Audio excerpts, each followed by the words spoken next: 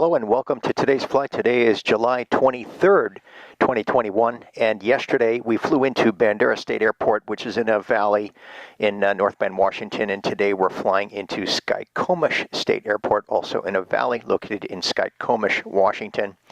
What you're seeing here is the full flight plan in ForeFlight. We're going to be departing here, Tacoma Narrows Airport, and then flying eastbound underneath the approach end of Seattle-Tacoma International Airport, kind of just like what we did yesterday. We're going to fly underneath that at 1,500 feet. That Class B layer runs from 1,800 to 10,000. And then we're going to turn left here at Auburn Academy and then head northeastbound. And we're going to begin climbing. After we get out from underneath this approach end, we're going to start to climb up to 2,500. And then once we get into this Bravo here, we're going to climb to 3,000 and maintain 3,000 the entire flight. And then that's going to take us up here to Sultan, Washington. And then we're going to make a right turn and fly through the valley and begin descending when we're about 10 miles out of Skykomish. We're going to pick up the video about 3 miles out of Skykomish State Airport. And based on surface winds, which we're going to look at right here, and you can see down here in the lower right, we are showing surface winds. And let's blow that up a little bit here, and hopefully you can see this.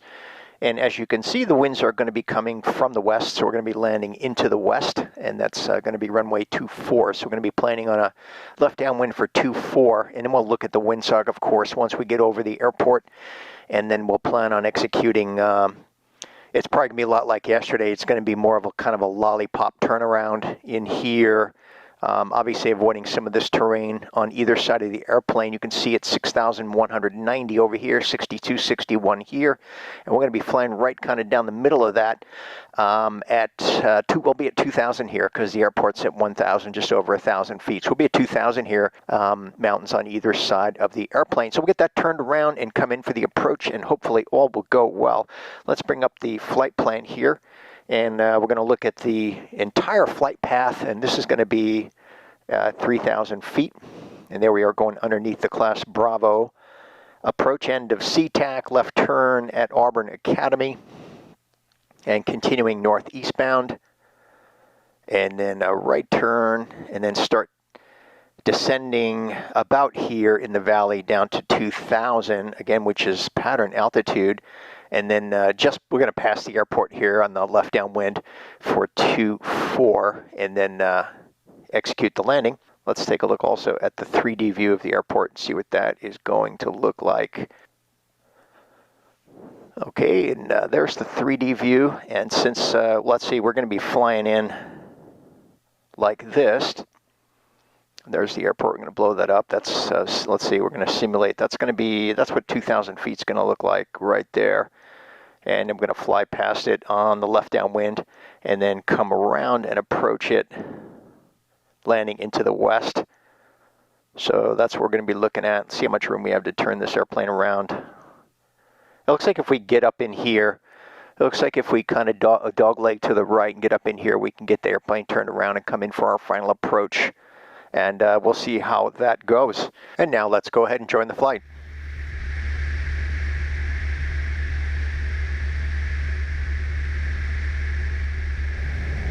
Skykomish traffic, Cherokee 742 at Romeo 10 West, inbound landing, Skykomish.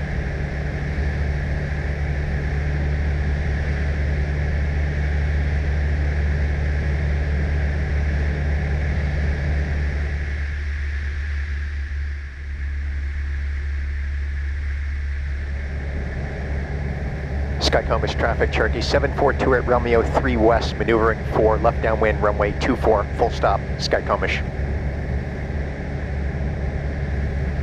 So based on ForeFlight, just when we come around that rising terrain there to the left, we should be able to see the airport. It's kind of a dogleg in there, and then we're just going to fly that downwind. It looks like there's the airport. I think that's the airport there, straight ahead, that brown patch just to the right of the highway. Pretty sure that's it. So, yep, we're just going to go ahead and announce once we enter the downwind there, and then we'll do that turn around, that dogleg to the right, turn around, and kind of come around like we did yesterday at Bandera So it's not usually a lot of room to turn around in these valleys. So, okay, there it is.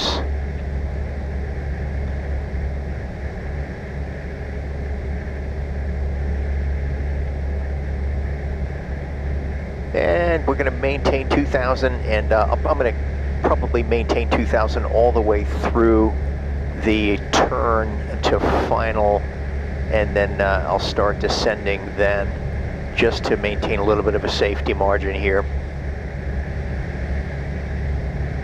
Skykomish traffic, Cherokee 7428 Romeo is entering the left downwind for runway 24, full stop, Skykomish.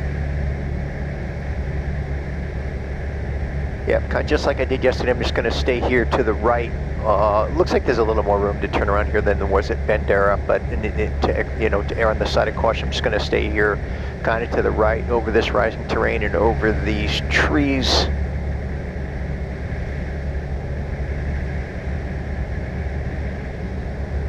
Yeah, the runway doesn't look too bad. Again, based on the guy who manages these airports, he said it was cut a week ago, so it kind of looks that way. Looks like the grass is a little shorter down there than it was at Bandera. So I'm going to extend here a little bit just because I'm maintaining altitude.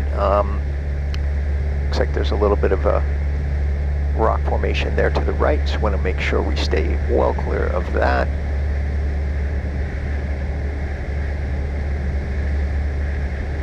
Okay, that's not a factor. Okay, just let's make this a little bit of a right turn here, and then we'll make a tight left turn. Skykomish traffic, Cherokee 28 Romeo is turning left base, runway 24, full stop, Skykomish. And we should be able to do this with about 40-degree bank angle. Again, just to err on the side of caution. And I'm going to begin a descent here. And start adding flaps, get the airplane slowed down. Skykomish traffic, Cherokee 7428 Romeo is turning final, runway 24, full stop, Skykomish.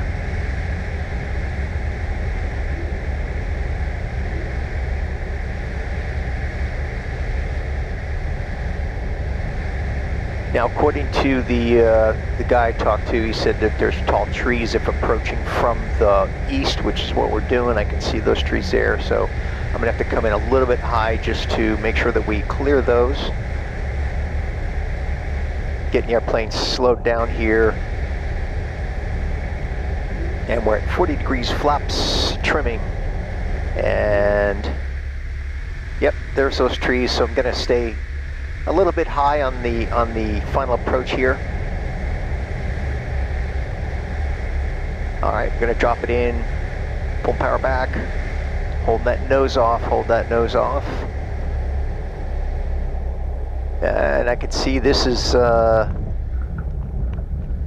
as bumpy as yesterday. It's a short runway though. I'm gonna actually probably gonna have to use some brakes here. I don't like doing that in grass, but I'm going to apply some braking here toward the end, and then we'll taxi back.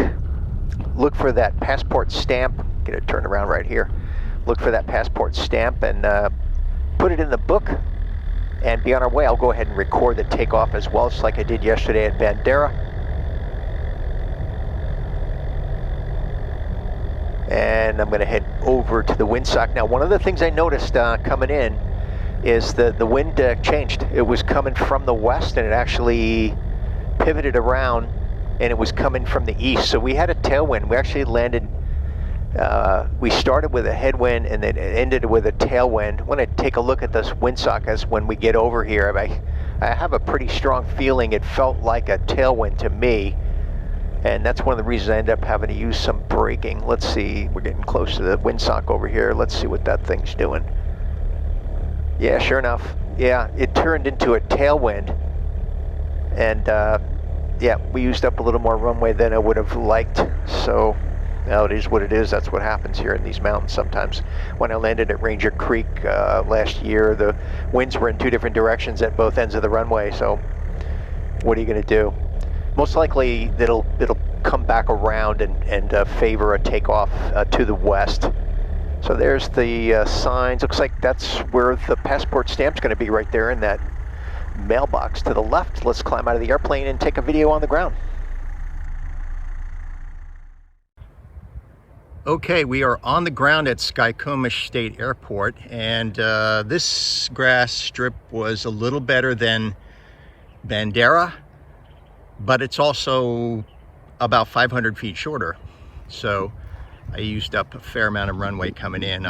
There's some trees down at the end of the runway there that you have to clear to come in. So I came in a little high and used up a fair amount of runway. Panning over here to the sign for Skykomish State, and we're going to go ahead and put the passport stamp in the book. You can see the winds are starting to pick up here. It's about 11 a.m. and they'll surely get stronger as the day wears on. And there it is in the book, Skykomish State, and that's the last of the grass strips in the Northwest series. And the only thing I have remaining in the series now is Seattle-Tacoma International. Skykomish traffic, Cherokee 7428 Romeo, taking off runway 24, straight out departure, Skykomish.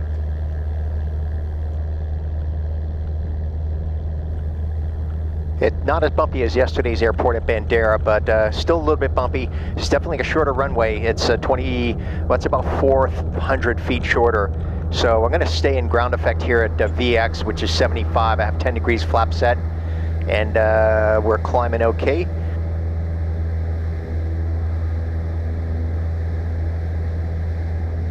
And soon after clearing those, we should be seeing the river and the roadway looking, and seeing the roadway there, and there is the river. All right, so another beautiful day for flying in the valleys of Washington State now as we climb out westbound. And we're going to climb up to a cruise altitude of 3,000 feet and begin our left turn after we exit the valley here and head back to Tacoma Narrows. And the total flight distance is about 79 miles. Thanks for joining me today, and I hope to see you again next flight.